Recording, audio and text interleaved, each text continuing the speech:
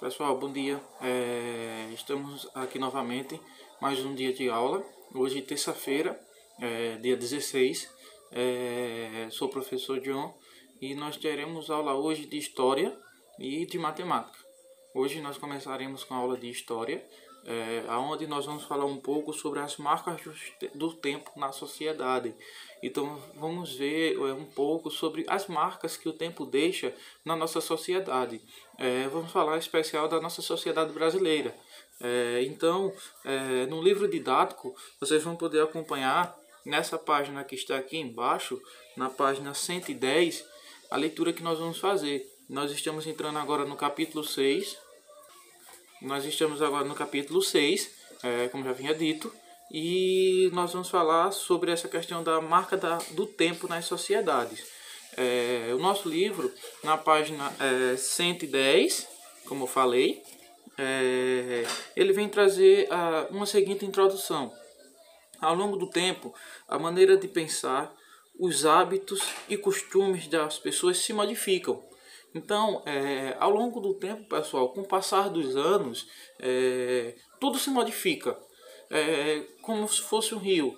Nós nos banhamos na mesma água, pode ser o mesmo rio, mas não nos banhamos sempre na mesma água, porque o rio está em constante mudança. Assim a sociedade, os pensamentos, os hábitos, os costumes das pessoas na sociedade, eles vão mudar de época para época. E alguns aspectos da vida cotidiana no passado ficam registrados na memória coletiva e outros permanecem até os nossos dias. Nós vamos ler agora um poema de Carlos Drummond de Andrade, que é esse senhor aqui, e é um poema a qual ele vem falando sobre essa questão da memória, onde ele fala, como tinha dito, dessa questão da memória, que fica eternizada. E o título do poema é Cortesia. Então, o poema de Carlos Drummond, que ele vai falar um pouco sobre isso que nós estamos discutindo, que tem no nosso livro. Então, a leitura que eu vou fazer, vocês podem acompanhar na página 110, a qual eu falei, diz o seguinte: 1900 e pouco, se passava alguém na rua, sem lhe tirar o chapéu, seu Ignacinho lá no alto murmurava desolado: este mundo está perdido, agora que ninguém porta nem lembrança de chapéu, e nada mais tem sentido. Que sorte, seu Ignacinho, já ter ido para o céu. Então, pessoal, vamos fazer novamente a leitura para que nós venhamos entender melhor. A leitura diz o seguinte: 1900 e pouco, se passava alguém na rua, sem lhe tirar o chapéu, seu Ignacinho lá do alto murmurava desolado: este mundo está perdido, agora que ninguém porta nem lembrança de chapéu, e nada mais tem sentido. Que sorte, seu Ignacinho, já ter ido lá para o céu. Então, nesse poema aqui, nós vemos Carlos Drummond relatar um costume que as pessoas tinham para saudar. Qual era o costume de saudação que ele aqui está retratando? É retirar o chapéu. Então, as pessoas tinham esse costume de retirar o chapéu, os homens, quando encontravam um amigo, uma pessoa na rua, para cumprimentar, retirava o chapéu. E isso era um costume da época de saudação. E nesse poema, Carlos Drummond está retratando que mesmo depois de morto, seu Ignacinho ele ainda fica desolado com essa falta desse costume, que esse costume está sumindo, ou seja, a sociedade está evoluindo e esse costume foi ficando para trás, ou seja, outras formas de se cumprimentar foram surgindo. Então, nós estamos vendo isso acontecer sempre, costumes indo embora e costumes voltando, costumes nascendo, tradições.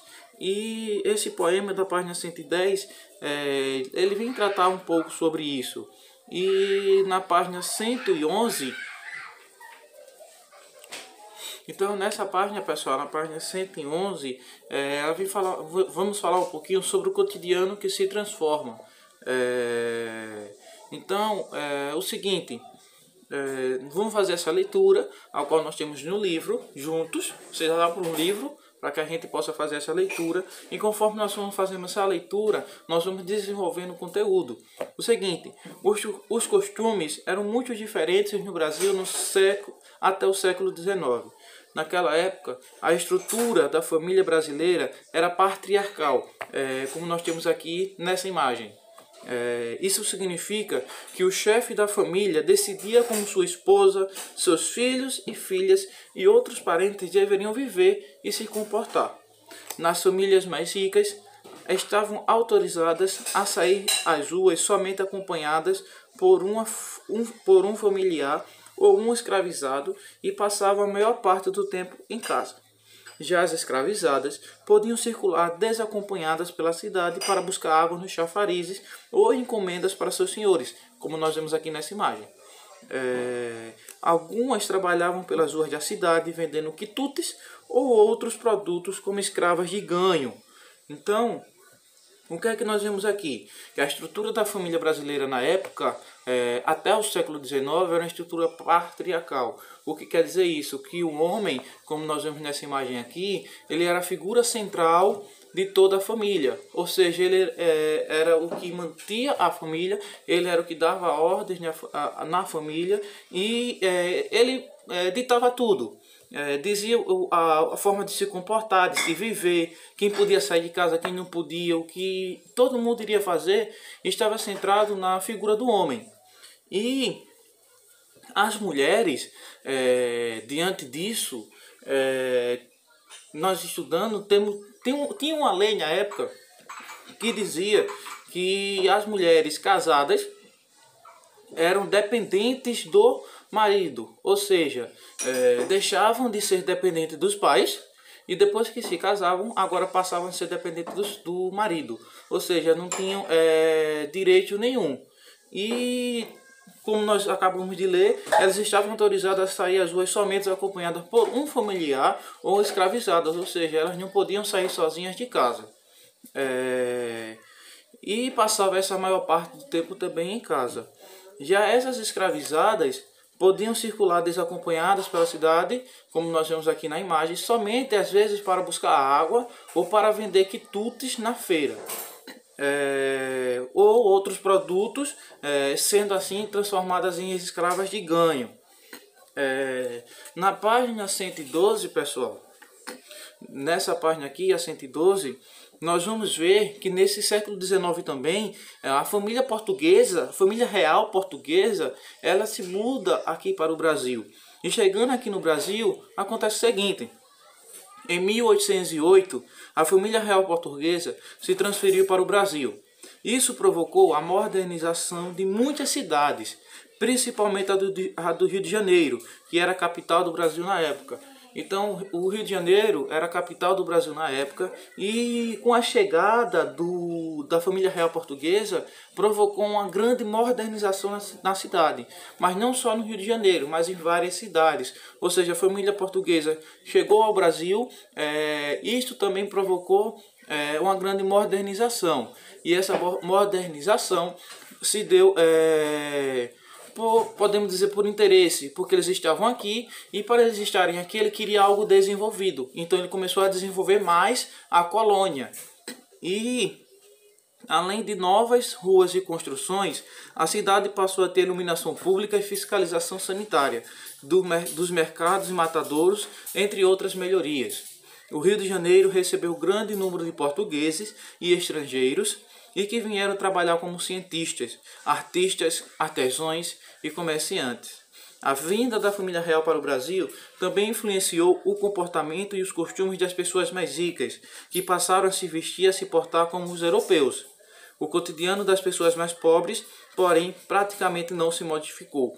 Então, com a vinda da família real portuguesa para o Brasil, também veio modernização. Vários portugueses veio para cá, como cientistas, artistas, artesãos e comerciantes. Veio a modernização das cidades. Também influenciou no comportamento e costumes de pessoas ricas, que elas começaram agora a se vestir e se portar como os europeus. Mas, como sempre nós vemos acontecendo, a classe mais pobre praticamente não mudou nada, viviam da mesma forma.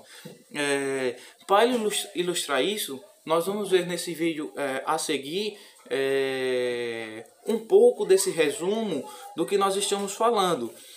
E nesse vídeo, feito pela professora Dani Freitas, ela vai ilustrar de forma animada um pouquinho sobre isso que nós estamos falando.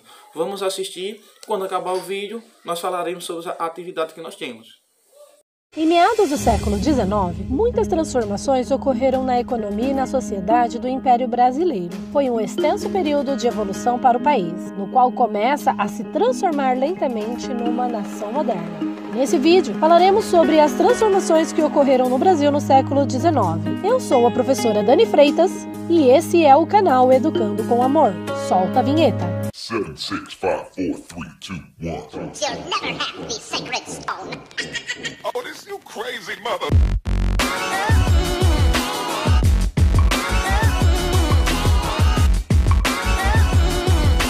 Antes de começarmos sobre o tema, vou te lembrar de deixar o seu like, o dedão pra cima aí do YouTube. Isso é muito importante porque além de nos incentivar a continuar pesquisando temas e trazendo para vocês, o YouTube entende que nosso canal é parceiro, ele nos incentiva com uma pequena ajuda de custo. E peço que compartilhem esse vídeo para que mais pessoas possam acompanhar e aprender conosco. Vamos ao conteúdo. O século XIX é um momento de grandes mudanças para o povo brasileiro, pois já em seu início, mais precisamente em 1808, a família real se muda em definitivo para cá.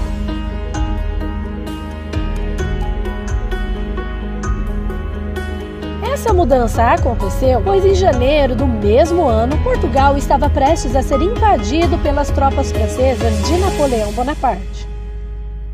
Como sabia que não tinha como enfrentar a França naquele momento, o até então príncipe regente de Portugal, Dom João, resolveu transferir a corte portuguesa para a sua colônia mais importante, o Brasil. E para isso contou com a ajuda da Inglaterra, sua principal aliada no momento. Outro fato histórico ocorrido nessa época foi um episódio inédito na trajetória de qualquer país do continente americano: a sua independência da metrópole estando sob um regime monárquico. Isso ocorre porque Dom João é forçado a voltar com a família real para Lisboa. Mas antes de sair, nomeia seu filho mais velho, Dom Pedro de Alcântara, como príncipe regente do Brasil. Dom Pedro, até então fiel a seu pai, percebe que sua condição fica complicada, pois as cortes portuguesas exigem seu repatriamento e o retorno do Brasil ao antigo estatuto colonial. Como haviam interesses que prendiam o príncipe à terra tupiniquim, este determinou que o Brasil estava independente de Portugal, rompendo laços com o povo lusitano.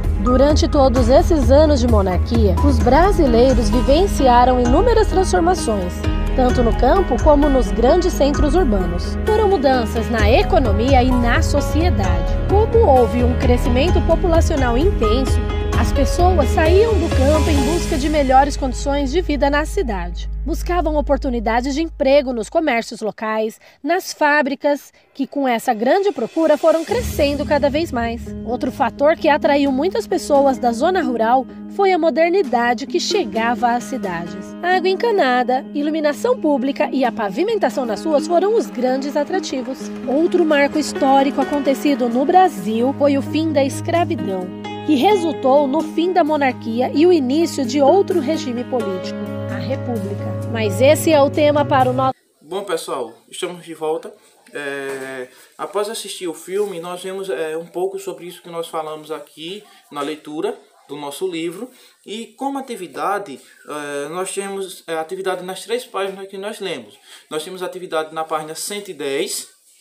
Na página 110, vocês vão responder a questão 1, a questão 2 e a questão 3. Também temos atividade na página 111, na página 111.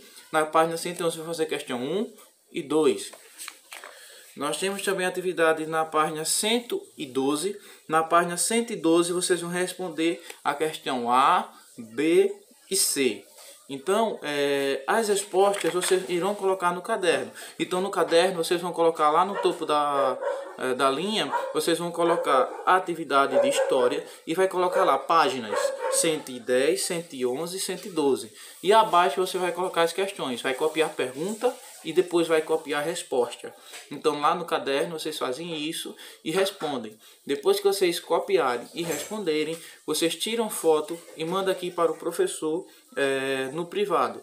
Então essa é a nossa aula de história de hoje. Logo mais estaremos colocando a nossa aula de matemática. Tchau, tchau.